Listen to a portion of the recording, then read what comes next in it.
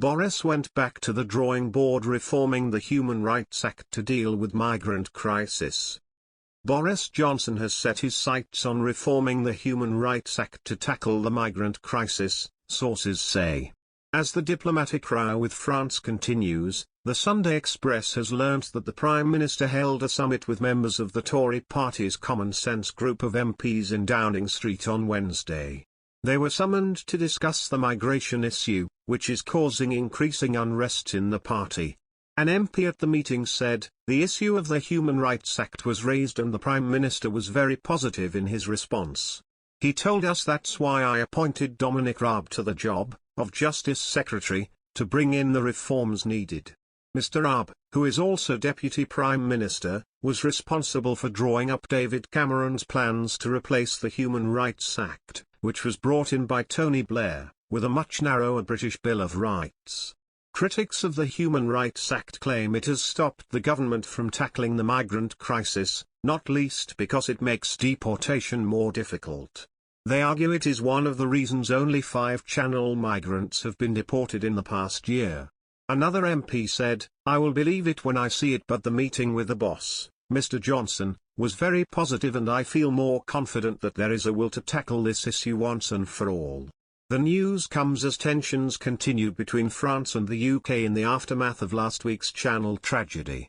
Paris withdrew an invitation to Home Secretary Priti Patel to attend a meeting of ministers from key European allies in Calais.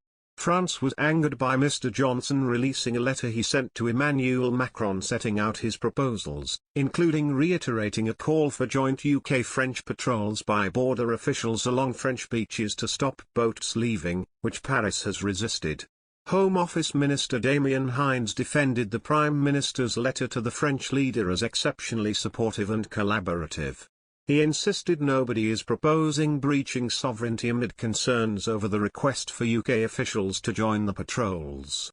The government is already planning to bring in changes to the Nationality and Borders Bill, which is before Parliament this week.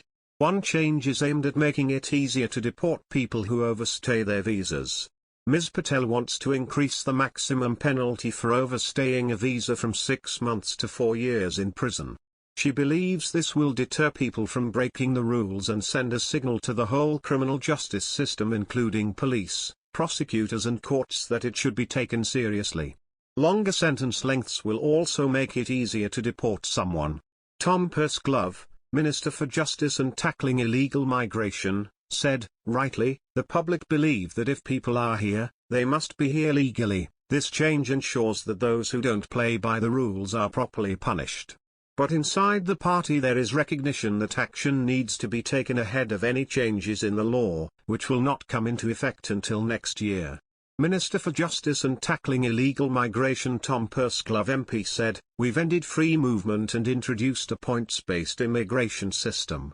But for any system to work, the rules need to be enforced.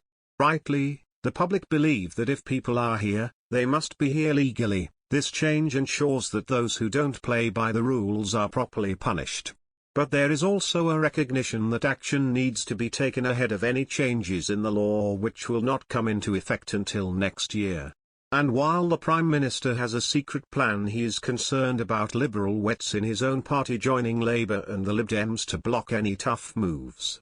One Common Sense Group Tory MP who attended the Downing Street meeting noted, "The Prime Minister said he is aware that the bill is not enough to deal with the crisis on its own and will take time to get on the statute books. He told us that he has a plan but did not want to reveal the details yet. But he asked us for his support when he reveals it because he is concerned about the wets in our Conservative Party who oppose tough measures to deal with these problems.